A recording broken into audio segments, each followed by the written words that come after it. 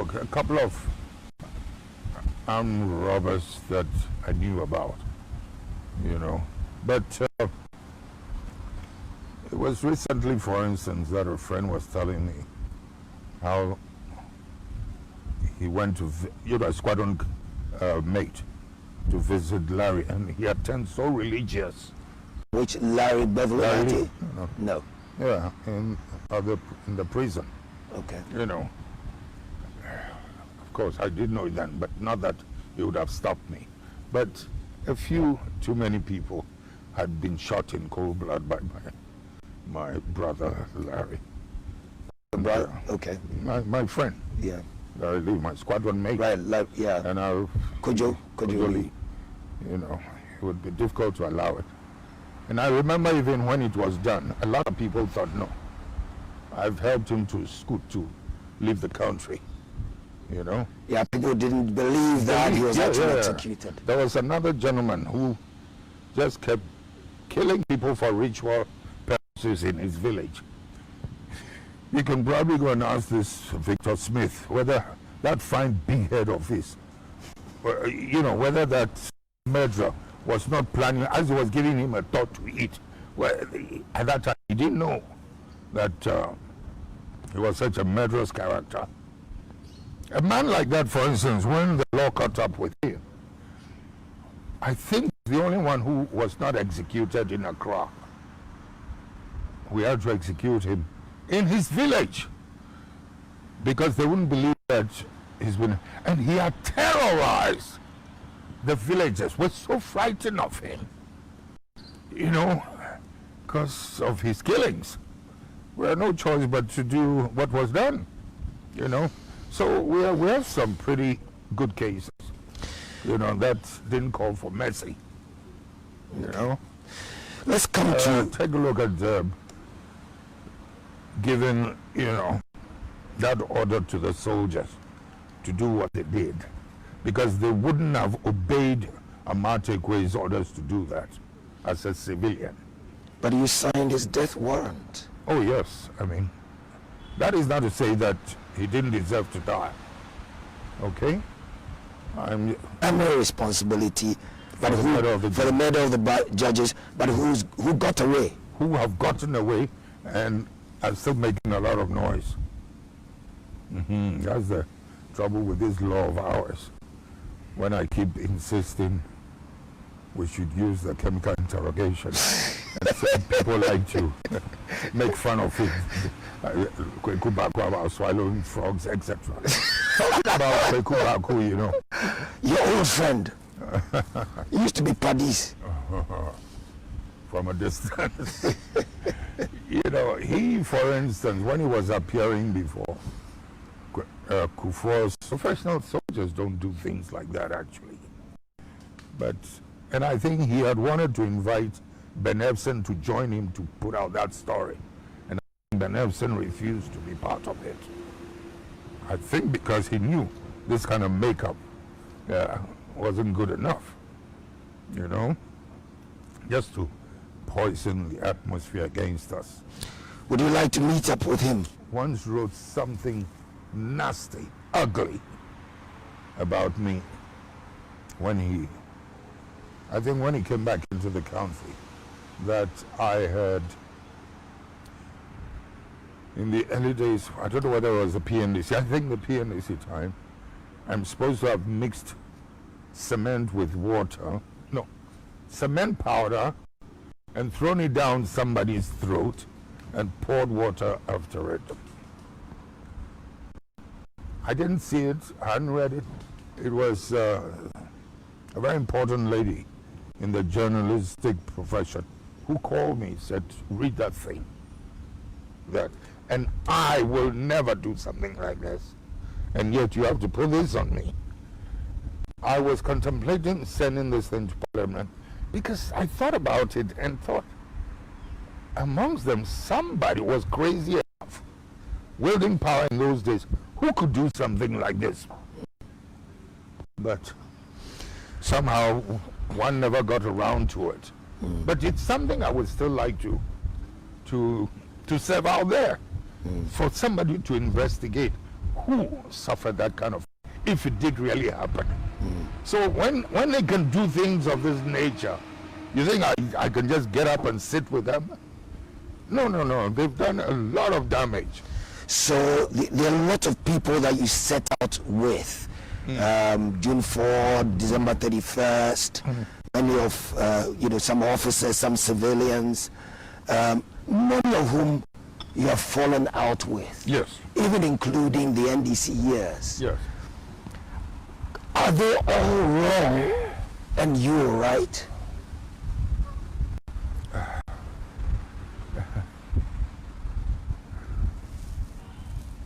I wish I could say yes. But it would be unfair to put it that way. But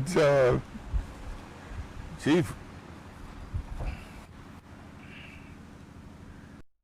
power invariably has a way of corrupting people. And I'm very much on the lookout for things like that. Did it corrupt you? No. Never did. And maybe this is the benefit, the advantage in terms of avoiding being corrupted by. He was like your de facto prime minister. He was. That man was just brilliant. Truly brilliant. You're listening to Sunday Night on Asasi Radio 99.5. I'm Kweku Sechiado, and it's my honor to have former President JJ Rawlings as my guest. We'll be back shortly. Pan-African is who we are. Accuracy is how we represent. Integrity is what we believe in. Constructive journalism is the tone of our profession. And we speak as the voice of our land. So when the drums of creativity sound and the gongs clang, when vegetations thrive and the people rise, high above the voice of doubt, the voice of despair, and the voice of impossibility, we trust that deep within, the people know to respond to a call of duty, to society and country, the voice of equality and transformation, the voice of our Asasi, the voice of our land. Hear it, heed to it, walk with it. Asasi Radio 99.5, the voice of our land.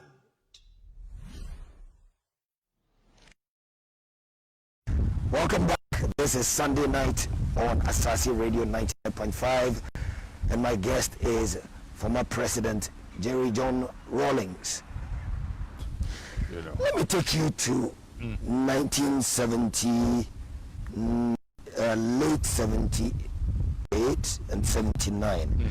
The first time those who were not in the military, civilians, got to know of a JJ Rawlings was when you were escorting General Akufu when he was traveling, I believe, to Senegal. That was the first time anyone saw you in the media. You were in the newspaper, walking with him in your sunglasses. And in a matter of months, we had May 15th, the attempted overthrow, then subsequently June 4th. What pulled the trigger for you that enough is enough? When did that, can you recall the moment when you said enough? Or was it a build-up? It was a build-up, and that had actually happened a long time ago. We had been attempting, and mind you, as one of these things, there was a time when I was supposed to have dropped a bomb on a Champo's residence. We were making efforts, attempts to do it in preparation for go wrong. We'll have to put it off. And the anger of the troops, of the nation, was also building up. Now, why do you think they had difficulties? For the reason that I just stated. So I had to convince them that if you had made it, we're fighting for him and trying to reinstate him, then it clicked. And with ease, they sort of left. So even following that, let me tell you something interesting. On another, I was to fly into the country from Peshawar, no, from Pakistan. Karachi. Yes. You had gone on a course. Correct. And I was coming back for us to make the move. It had to be postponed because the airport had been closed. Why was the airport closed? Because a Champong's regime was allowing the shipment, the air shipment of arms and ammunition to Ian Smith. Just imagine that. Ian Smith. In Rhodesia.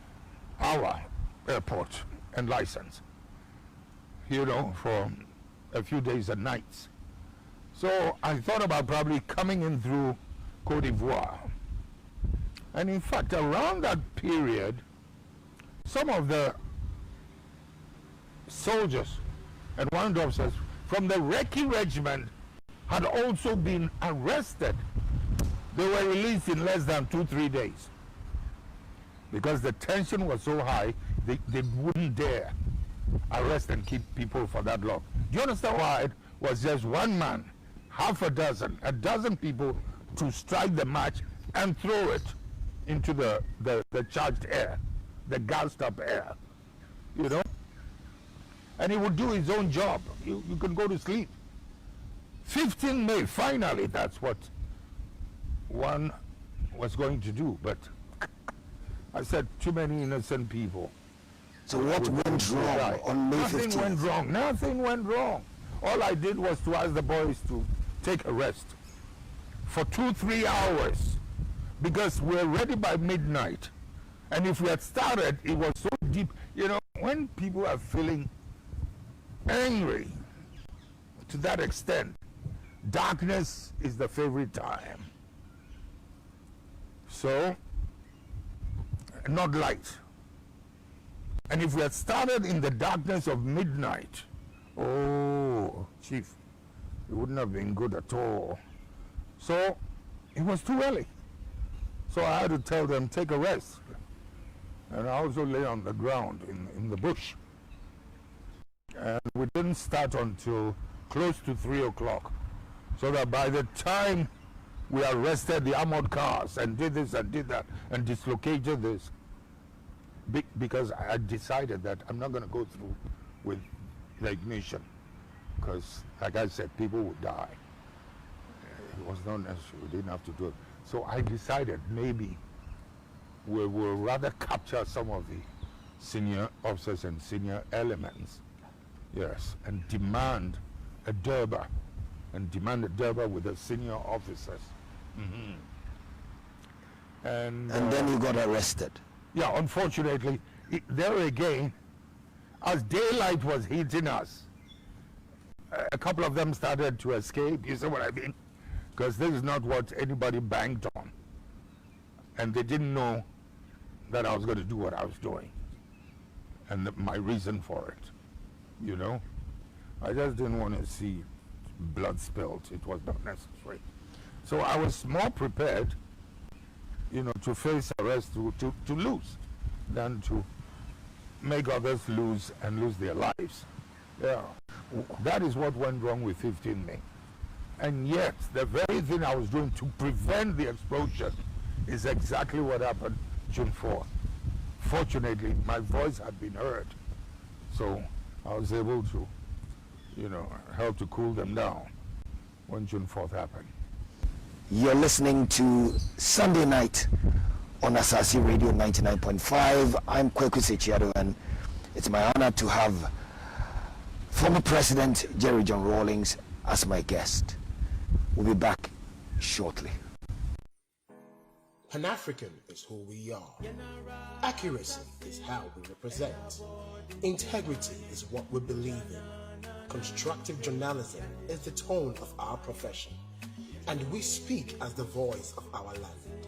So when the drums of creativity sound and the gongs clang, when vegetations thrive and the people rise, high above the voice of doubt, the voice of despair, and the voice of impossibility, we trust that deep within, the people know to respond to a call of duty, to society and country, the voice of equality and transformation, the voice of our assassin, the voice of our land.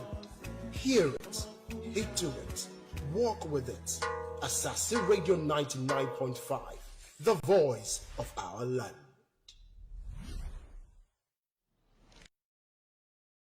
Welcome back. This is Sunday night on Assassin Radio 99.5, and the guest is former President JJ Rawlings. So, May 15th, you were arrested.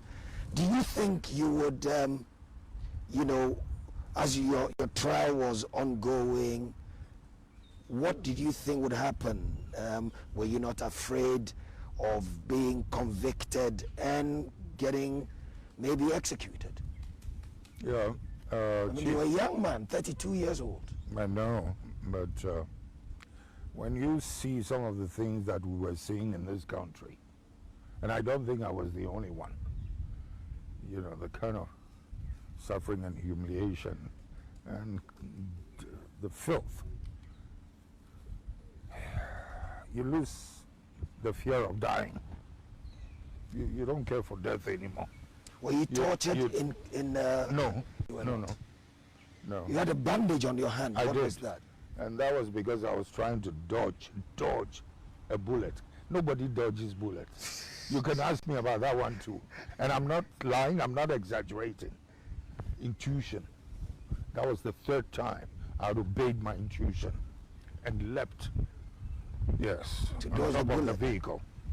Yeah, and nobody was firing. I think they wisely chose me as the only target so that they probably wouldn't have to shoot and kill other soldiers who were with me on the vehicle. And that split, I mean, the silence was deafening. The silence was uncomfortable. So in that split second, it's like you obey a voice within. And in somersaulting on top of the vehicle, that's when I heard the bullet slammed underneath me, which was into the metal. In fact, it hit the guy who was next to me. So I slipped over or rolled over and grabbed the door away from where the bullets were coming from. And the guy took the left turn. And then the bullets started flying. I mean, there were people in the vehicle with me. The pin score. But you know something? I believe the soldiers decided they are not going to kill their colleagues. Otherwise, they would have fired up instead of firing down and knocking off the tires, etc. Yeah. Just like happened to me when I had the jet aircraft and etc. that day. You know, interesting. So June 4, what happened? Where were you, and who broke in and took you out? Yeah. I remember there were about 3 soldiers, you know, who came in and broke into the BNI place. And they tried several rounds into the padlock. You know, I was behind the bars. Where were you exactly? In a cell. In a cell in Burma camp? No. That place with the high walls near the customs place. When I'm telling you, in a state of anger, people can be so destructive. The poor policeman who was just keeping guard over me outside, they were going to mow him down. And I put it in his head. But the point is, nobody didn't see why something wasn't happening. Right. You know? And if we didn't hurry up, as I kept saying, the subordinates will take it. And they do us in so badly. You know? Who extracted you from the cell? Nobody extracted anybody. Because I was still on my feet. Those 2 guys, you know, when they were firing at the padlock, till finally it broke. There's no time to extract anybody. So we opened the door. Do you remember the individuals? One of them both of them became my bodyguards. Yeah. One was a very short guy. The other one, Sabadu. Yeah, he was with a mortar regiment. He died not too long ago, you know. And you went to GBC? Yes. You had your speech, or somebody gave you the speech? No, there was no speech. You spoke from the heart? Yes, yes. Do you recall what you said? Maybe if you played it to me, I'll say yes. That's it. You know, but I needed to warn the officers not to provoke the situation. That for me was uppermost on my mind. And to neutralize and to bring, you know, sort of take away the animosity and anger against the officer corps, I needed to announce for the first time some of their names. You know, there were those I knew, both officers, warrant officers, and a few staff sergeants. But then as they were trooping in, some of the 5BN boys, I remember, you know, and putting down some of their names. So like they were whispering the names to you? Yeah, they were writing it down. Yeah. You know, I recall some of the 5BN boys that way. Yeah. And you were confident that you had your pulse on the country's, Very much you had so. your hand on the country's pulse, and you were confident that you would succeed.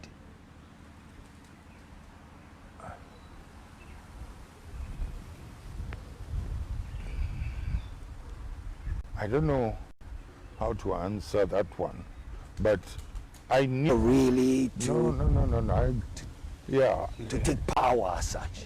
Yeah. Is that I don't know what to do with it. Kobe Usha. I didn't know what to do with it, honest.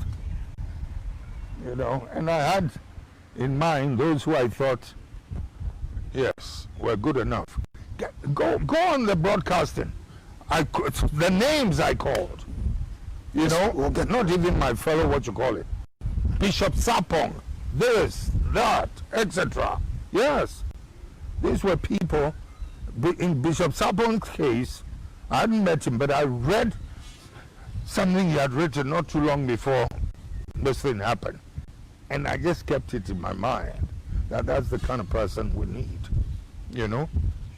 The person who respects the libation we pour, you know, sees the God in the earth, etc., etc. And not the way the white man just presents it to us. I mean, that's why, in a way, we didn't hesitate when Father Damwa, yeah, who was of a like mind, yes, decided to join. Thank you, sir. Yes, Chief. Thank you for sharing your story with me. I appreciate it. You're welcome, Chief. Thanks. And thank you for tuning in. My name is Kweku Sechiado. This has been Sunday night on Asasi Radio 99.5. The program will be repeated on Tuesday night at 7. Don't miss it if you missed a portion of this one. See you again next week. Have a good night.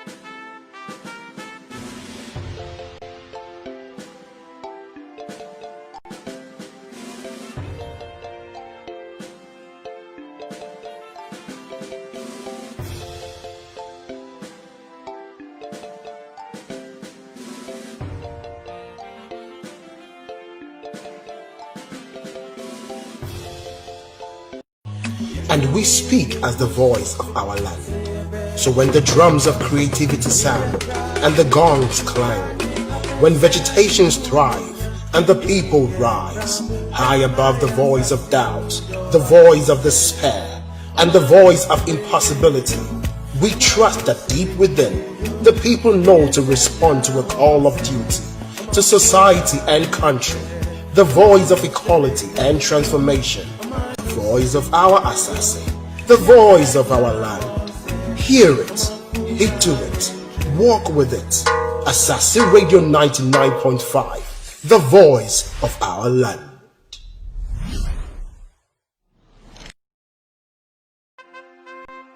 To be a leader in one's field takes a lot of sacrifice, discipline, hard work, and smart thinking. It is a world of legacies that would be kings and queens. They have journeyed through times and seasons, faced challenges and obstacles, and through it all, they have come out stronger and better. With them, they have carried the African spirit and brought to life the African dream of greatness for discoveries and great strides they have made. In a world where the African may not naturally be the first option, what has aided them in breaking boundaries and stereotypes? Join Kweku Sechiado on Sunday night, 7 p.m. on an exciting journey of revelation as he has great conversations with leading Africans. Only on Asasi Radio 9.5.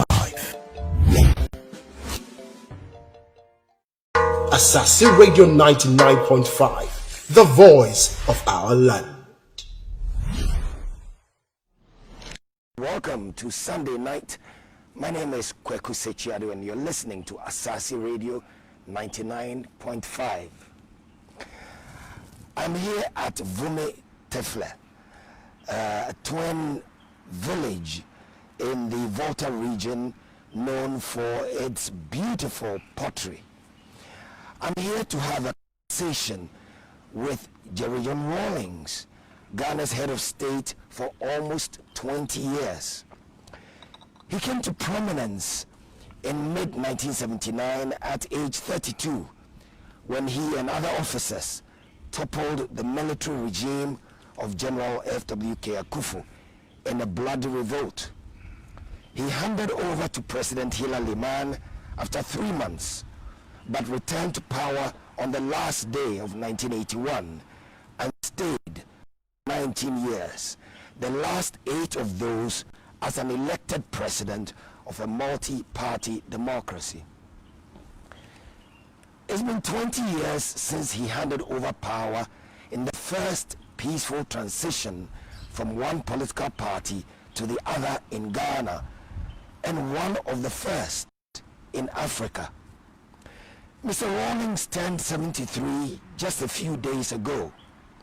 Today, he sports a full head of white hair with a matching beard and a substantial girth, nothing like the lanky Air Force officer who hung in his overalls as though they were not occupied. What are his memories, the reminiscences of his life, the good, the brilliant, the bad, and the ugly? Mr. President, thank you for inviting me to your riverside home at Vume. It's a beautiful place. Indeed it is. I love it. But your hair, is this because of coronavirus? Are you avoiding your barber? That's it, you know. I wanted to provide evidence that I was also hibernating. And I've decided until it goes, this hair won't go. Uh-huh.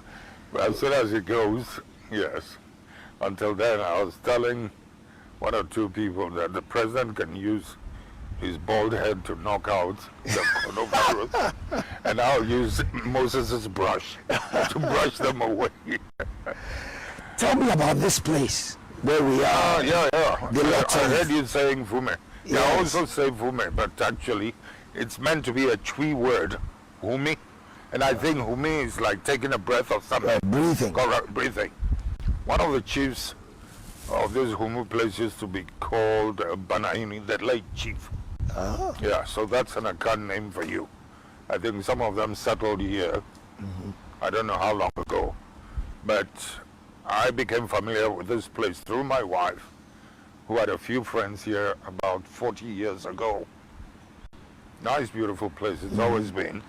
And I just took to this place. Right. Yes. Nature filled, you've got peacocks, you've got pigeons, Them all. dogs, cats. You obviously Lots of trees. No. I'm very much attached to nature. That's why I refuse to cut down a lot of the trees when we had to rebuild this place. This one, for instance, used to be a wooden shed, but it rotted away when I couldn't make time to be frequent in the place. And we've had to rebuild it. I was saying earlier, we built this place actually for Mandela. Nelson Mandela. Nelson Mandela, that's why we call it the Mandela Cottage. Because he kept insisting he would like to stay with us. And a Jeringano place wasn't ready, and Ridge wasn't suitable enough for him at that time. Jeringano is your private home in Accra. That's it. We're still working on it at that time. And of course, whenever we would meet, you'd be asking, is the place ready? Is the place ready? Because I kept on saying it wasn't ready yet. Anyway, having decided to build this place, because I realized he was quite serious about coming to live with us, we decided to build this place, but it cost us an arm and a leg to actually build the pool as well. You know, because the density of bilharzia here is so high, and when we used to come here many years ago, we used to swim in the river actually, but we didn't want the old man to come suffer from this bilharzia. That's why we had to build a pool for him as well. But of course, by the time we were ready, he was taken ill and hospitalized, and then stayed at home, couldn't really move. Talking about the bilharzia density here, when we move on to the river, I'll show you a little island over here. That wasn't here about 30 years ago. Yeah, 30 and more years ago. It was created by the river actually. So in so doing, it has dammed, 30% of the river. And once that happens, it slows down the flow. Then you have the growth of the weeds and the malaria, those parasites. Correct. We try to get VRA to clean it up, get rid of it. But they could only do so much, really. How often do you come here? I would love to live here. I used to come here quite often. In those days, it would take about 45, 50 minutes to drive here. But with the passage of time, too many vehicles, irresponsible driving, has led to the creation of so many. Somebody would call them speed ramps. I don't, obstacles, Some of them have become so dangerous. I wish the government would actually warn the assemblies to desist from this sort of, because they become so dangerous. Some of them have actually been responsible for accidents. Not only that, but they can weaken, shock absorbers and springs and things like that. Build the speed ramps if they're necessary, because of the speed ramps, not obstacles. And they should be done according to the measurements, But I think people just take the initiative and do whatever they want. And it's just not right. So in effect, instead of 50 minutes, now it takes about 1 hour 15, 1 hour 30 minutes. And with the build-up of traffic, yes, It's been 20 years since you left office. Do you miss being president? Oh my God.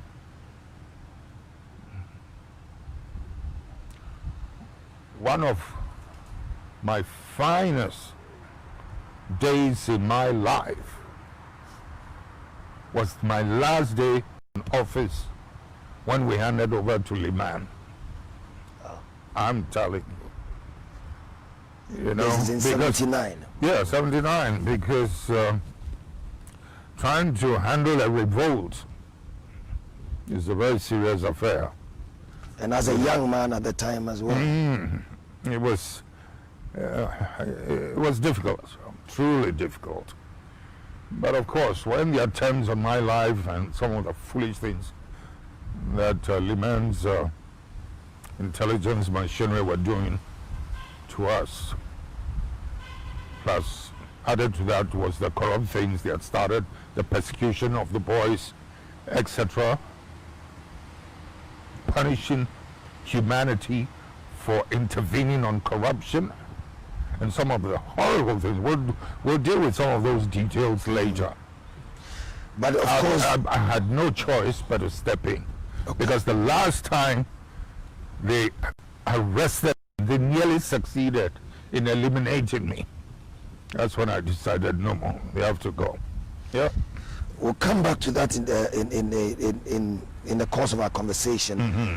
But what about the day you handed over to in 2001, January 2001, after having been in power for over 19 years? Was that not a happy day? I was quite tired by then. I had very little energy left to feel anything, you know, but it was something we looked forward to as well. Once again, when what I'll be very blunt with you, the foolishness started. But it was something we had to put up with. And we did. First 4 years. And it was really bad.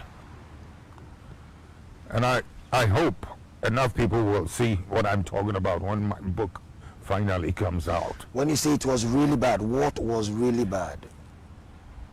The persecution, the corruption that was going on, and some of the killings that were taking place.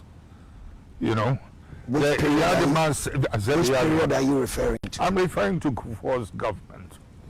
You know, that's when I left office, I believe, 2000 Yes. or thereabouts. Yes, yes. No, I mean, right now as we sit here, I would wish I could shut my mouth about anything reproachful or anything negative about Mills's people, John Mahama's, and the current president. And I'm saying so because in this lifetime of mine, political activities, that man was one of the worst, you know, constitutional terrorists I've ever come across. Let me finish. And when or if I have to criticize and expose this man once in a while, and that appears to be earning him public sympathy, then I don't see why I should be criticizing people who have committed less offenses. We will go into the details. All right. Let's come back to to your time as president. Okay. What does it take to be president of a country for almost 20 years? What are the characteristics, qualities must a man or woman have to run a country for that long? Surely it mustn't be easy. No, it wasn't. But you have to bear with me. I have a bit of a problem, and it affects my speech because of my heartbeat. Okay. But I guess it depends also on your leadership style. We were not sitting on a throne. You know, we were part of the actors and the engineers on the ground with the people. My wife was not sitting at the castle drinking tea. She was in the villages around the country. She was sleeping in very rough places. And we had no choice really but to get involved with the people. And that was tiresome. That was tiring. Besides, you've got to understand that our leadership was more or less related to what I would like to describe as being compassionate you know, your respect for the people. I'll come to it again. However, there are those who lead using the medium of fear, the fear factor. And people who use the medium of fear factor are able to realize, you know, and orders are obeyed because people are afraid of the government, of them. But knowing very well that my intervention drove away a lot of that fear factor, there was nothing you could do besides I resented the use of the fear factor. But you know, there are people who are afraid of you, though. It's unfortunate. It's unfortunate. I was one of the first people to actually criticize the atmosphere when I said the culture of silence. Yes. And it happened. What provoked it was that a canoe, a little boat, collecting people, crossing from one end of Lake Bosumtwi to the other, I think sank and the people died or something. Meanwhile, prior to that happening, I think the passengers must have recognized that the pilot was drunk. But nobody would talk. It's pretty much like people joining, you know, passenger vehicles. You're only supposed to take 5, but they load them up, plus and they are squeezed in there, and nobody dares to talk. So just between the driver and the mate alone, they literally terrorize everybody into silence. Nobody dares to talk. I mean, what's even annoying is sometimes when we see the way they're driving, it's going to cost you lives. But nobody dares to talk, you know, and I don't think this is healthy. However, let's talk about the 20 years in office. Yes. So I'm saying that it was a very tiring business because you were not enjoying the luxury of just giving orders. You had to be on the ground, have the time to lead things. Especially the PNDC years. Oh, yes, very much so. Okay, let me make a difference between that. But there again, having been identified with that leadership style, I sort of had to continue anyway. And mind you, when I'm taking on subjects persistently, like family planning, and explain it was a subject I always spoke about. Why? And somebody like Kufo, no, because a lack of family planning virtually undermines your development program. You're creating starvation for yourself of resources, etc. So that when I am I think even during a campaign period, advocating for family planning, and in the next corner there's another politician saying Mumuba. That's what's his name? Kufo for you? How? I'm wondering what the hell's wrong with this guy. To be fair, I don't recall Kufo saying people should have plenty of children. They should go and look into the archives. Mumuba. I wouldn't say it if it wasn't true. So, you know? So you were passionate. So that's something you were very passionate for sure. About. Yes. But again, during the military years, the PNDC years, you know, there's no parliament. Essentially, you know, what you say or want to happen, you can do. Was it easier to run the country during the PNDC years than when we had a multi-party democracy?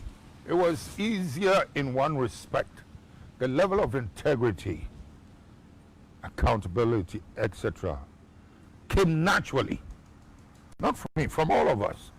It was something I think humanity, our people yearn for. Because it gives you peace of mind. And I think it was something we'd been craving for a long time.